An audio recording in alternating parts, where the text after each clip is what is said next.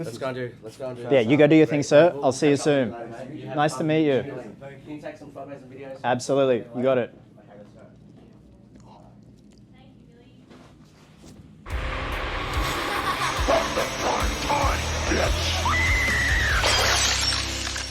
Hey guys, welcome back to a brand new video here on the channel. This is going to be a fun one today. So this video is going to be a mix of vlog footage and footage here of me doing commentary fill-ins of an event that took place a couple of nights ago. So I had the absolute honor of going on stage dressed as the Phantom with Billy Zane. So again, this is going to be half vlog, half commentary to fill in the blanks of the night because it was beautifully chaotic. Now, I have met Billy Zane before. It was 2019 at Supernova Adelaide, as you can see right here. So it was a damn good time. Never been to Adelaide before. So the opportunity came up with Billy coming to Supernova here in Sydney. Not only that, there was an event taking place after Supernova on the Sunday night at the Hayden Orpheum. So that's where we had the premiere of Uncharted. And a couple of months ago, that's where we had the Thomas Ian Nicholas American Pie event. So actually, with good timing, actually just got this from Ryan and Draz of the Movie Nerds who organized that night. So they were sweet enough to have this printed and have Thomas sign it because I went ahead and made the replica of the Sex Bible, and there's a whole video on that on this channel. So I was really sweet of them. So it was essentially similar to the Thomas Ian Nicholas event, except this time it's been run by Dan Deltz and tailor-made memorabilia with Ryan and Draz helping out and Ryan doing the Q&A with Billy on stage. So Dan is the go-to guy that's been doing this for years, getting talent out here. The night before the event with Billy Zane, he had the exact same event, but with Tia Carrera, who actually made an appearance the night we were there. And you'll see that in the beautiful vlog footage that was filmed by my good friend, Josh Hayes. And I was very lucky to have him come along for the night. Like, the dude is just seamless. He just gets all the right footage and you wouldn't even know he's around. He just weaves in amongst the crowd with his cameras. So it was great to have him there. Now, the beautiful artwork for this tour as well was done by Sam Gironda of Sam Studios. So congrats on that one, buddy. It's some beautiful artwork as always. So again, to kind of fill in the blanks, Ryan and Draz kind of pitched to me, hey, would you like to dress up as the Phantom and possibly come on stage with Billy? Like, no promises, but, you know, get you up there after the Q&A and before a screening of the Phantom. So that was how the night worked. You know, you could pay different ticket prices, you know, right up to VIP, then like standard stuff. With the VIP, you got stuff signed beforehand, meet and greet, photo op, then the Q&A would start, and then they showed a screening of the Phantom, and then, you know, everything's said and done. And there was some extra signings afterwards because before the screening, there was an auction of certain art pieces that tailor-made memorabilia had made. So, you know, one-off custom stuff. There was one there with like guns mounted in the frame and stuff like that. So people could bid. One of my mates actually did win one of the pieces. And then after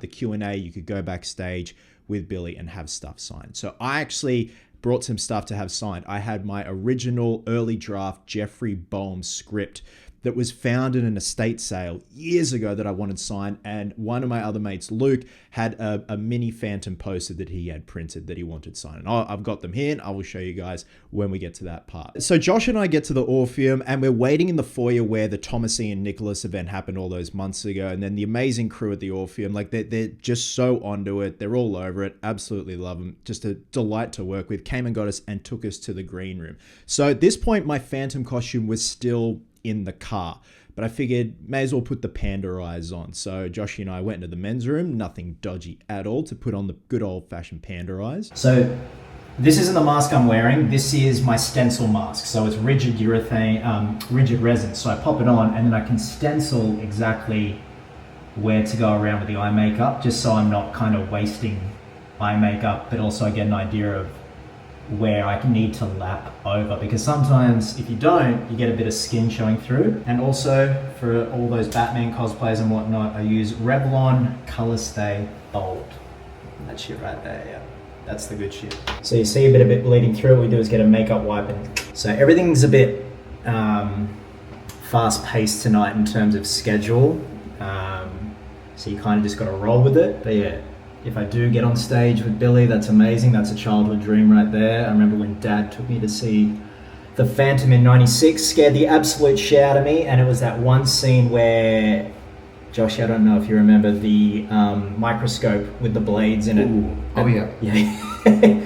Enough said. That was like Saw before Saw. And I had a quick chat here and there with the Hayden Orpheum staff, and also Ryan, Draz, and Dan as well. And it was one of those things where there is a schedule, but it's very loose. You know, things can change, times can change, especially like times of when the screening would start and stuff like that, because you got to account for people, like slow people coming into the cinema and all that jazz before the Q&A starts. So again, put the panda eyes on first, and then we made our way out onto the street back to my car to get the rest of the suit, as you can see right here. So Orpheum's here, and we're just parked across the road here. And again, all we need is the boots, the bodysuit, and the cowl. Got the eye mask, everything else. And I also do have a little vest that has like lats on it, so it gives you that nice V-taper, so you don't have to flex the whole time. You don't pass out when you're nervous. Boots, and these originally the brand I used for my Nomad Captain America back in the day. These are great. These are motocross, but they're flexible as well, and they just work for everything. Bat suit, phantom suit, whatever you want. Okay, we've got the bodysuit as well. Now I just got Velcro pieces on top of the Velcro where the belt goes, just because this is the type of material where if Velcro touches it, it kind of like rips parts of it, so you don't want that. We've got the cowl, the belt, and the drop holsters. Sorry, the microphone probably just picked up a burp I did. 6:28. So Draz, Ryan said to be ready by about 7. So we've got a bit of time, but also it's one of those things where the plan is there is no plan. You don't know how these things are going to go down.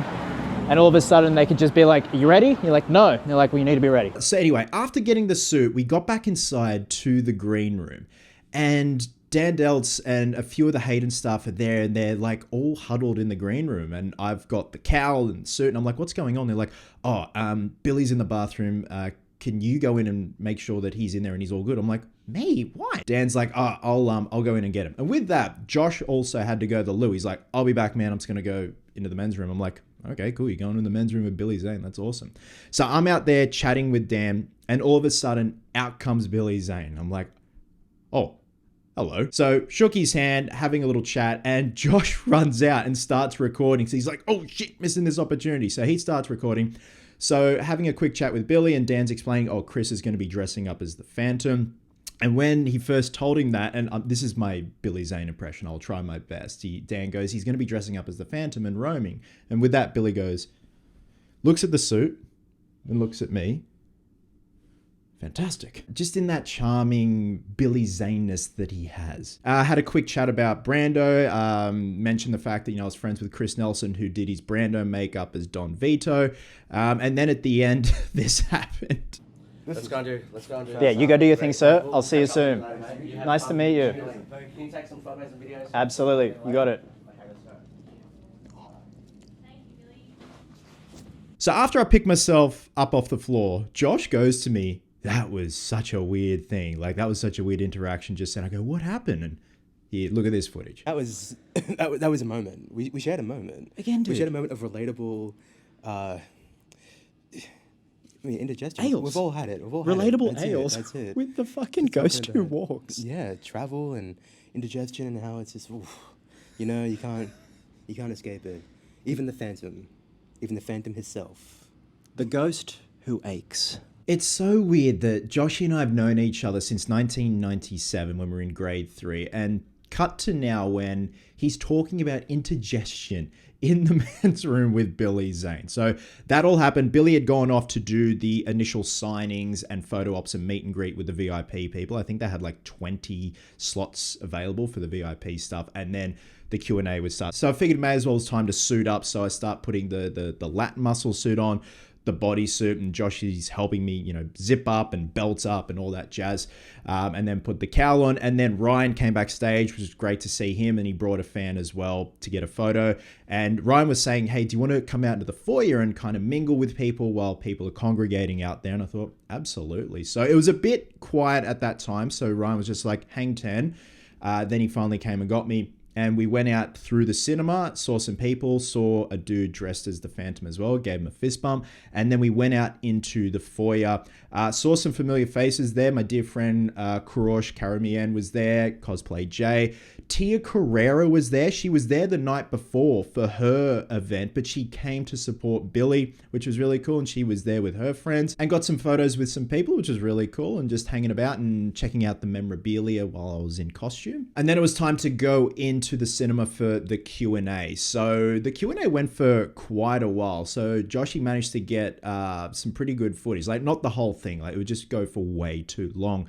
But essentially, Billy was asked about like certain aspects of his career, working with Leo. When he was asked about the Phantom, it was what was like a funny moment or your fondest memory. And there was a deleted scene, which I didn't know about, where he talks about him getting attacked by a lion while he's with Diana, but it's more or less him being playful with the lion and the lion being playful with him. And she thinks he's going to get mauled, but he's just, you know, king of the jungle and king of the lions as well. So this is what Joshy got when he was talking about that particular deleted scene. In Ghost in the Darkness with Michael Douglas, he still had white makeup behind his ears. He was a white lion. And we were in the Arboretum in California, in Pasadena. And he was supposed to jump me on my tour of the domain with Diana, showing her around. And she panics, and she thinks I'm being eaten, and then I'm giggling. Because I'm under the lion, he's like kind of kissing me in my head with his mouth. I'm like, oh, okay. And then I laugh, and I tell him, oh, he's an old friend, and he runs off in the bush. This thing is this big, a massive beast. And we shot with him jumping his trainer, who looked like nothing like me in my suit. It was very funny. He's not that big. And then I slide in under the lion, and let him me. And I'm like, this is fun. And survive. And they cut it out of the movie. They cut it out of the film. And it's on the DVD extras. I'm going to have a word about that because there's a new Blu-ray coming out, which I recommend. Simon Windsor, the great director, is going to be commenting on it. And I'll be adding some anecdotes. Probably that one. But yeah, animals. Now, he also went on to say that, and it has been announced that the Phantom is getting a 4K restoration, and he said he is in talks to be doing special features, bonus features, I'm assuming a commentary as well, which is really cool. So I'm really looking forward to that. They also recently announced that Spawn was going to be coming out on 4K, so those are two films I really want to see in 4K. He also went on to talk about the upcoming biopic Waltzing with Brando, and that was pretty much the end of the Q&A. And then Ryan, who did an incredible job moderating the Q&A and going around to different members of the audience who are asking questions, was like, okay, we have a special someone to bring out who was dressed as the Phantom, but I'll let this footage play out. It's a bit cringe with what I said on stage. It was all a bit of a blur, but it's all right. Hopefully it's not too bad. Get a big crowd photo, but there's a guy that came dressed as the Phantom that he's quite muscly in this Phantom suit. I keep checking him out before. What's your name, man? Chris, we met backstage. You did? Yeah. Oh, I don't remember. This is Chris. This is Chris. Ladies and gentlemen.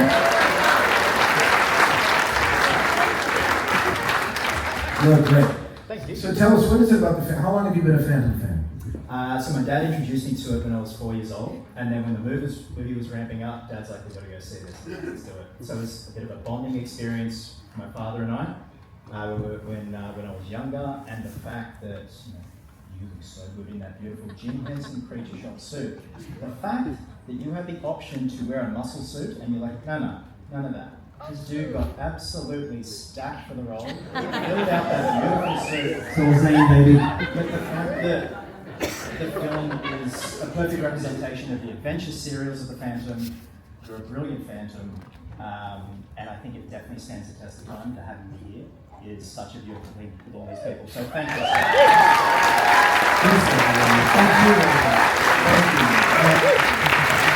If you don't mind, can I just a quick photo of you guys standing here?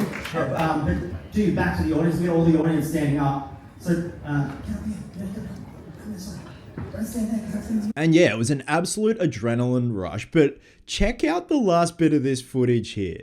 At the same time, Billy and I hoist up our trousers while I hoist up my belt and then put our hands on our hips like two old gentlemen. It was, yeah, not planned at all. I'm like, okay, we're definitely in sync with each other. But he still has that phantom look. He always has his hands on his hips. So after that, it was time to go backstage, back to the green room where people who bid on those certain pieces in the auction could get them signed by Billy. And I wanted my 2 items signed.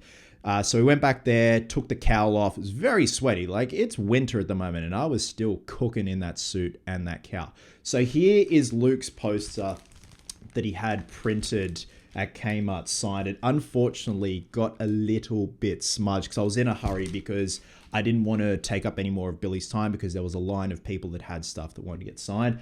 And my original Jeffrey Boehm script, there we go, got it signed. So yeah, it's a really cool piece. It's one of the earlier drafts where the tone was a lot different to what we ultimately got on screen with the final cut of the film. But yeah, Billy was gracious enough to sign it. Now, the coolest thing with that little moment in the green room, there was a lady in line with her daughter. And when it was her turn, she said, "Hey, Billy, I was actually in the Phantom. I was one of the female pirates with Catherine Zeta-Jones." So she had the original Phantom diary from 1996. And she showed him a particular photo, which I remember because I used to have that diary. Dad bought it for me, and I'm kicking myself that I've lost it. I would love to have had Billy signed it because Dad wrote in it for me when he bought it. And she goes, "I was one of Sal's assistants." I'm like, "Oh my God, that's amazing." And she's like, "This is my daughter." And I'm like, that is cool. Of all people to be backstage, you are so deserving of it, which was really cool. So after I got my stuff signed, I quickly ducked into the men's room, took the rest of the suit off, the panda eyes off, because I just wanted to get out of there. I didn't want to be in anyone's hair because I had all my stuff with me. So with that, said goodbye to everyone, and then Joshy and I went across the road to the pub, had a bit of a decompress, a debrief drink, and then made our merry way home. So that was it. It was a beautifully chaotic night, and very honored to be a part of that particular moment of going up on stage with Billy Zane. And like I said, I know I've met him before, but like, he wouldn't fucking remember me. He had no idea who the hell I am. He didn't even remember me when I went up on stage, and I'd met him 10 minutes before. So these nights are always a blur, but this is definitely one for the books, because since Dad took me to see The Phantom in 96, I've loved the film. I think it's severely underrated, and I wouldn't say underappreciated, but I think it just hits all the right marks when it comes to encapsulating the adventure serial theme of the Phantom, the characteristics of the Phantom. I think Billy did an incredible job. It's a shame we didn't get to see any more sequels, and I know it's due to the marketing mostly, and Billy talks about that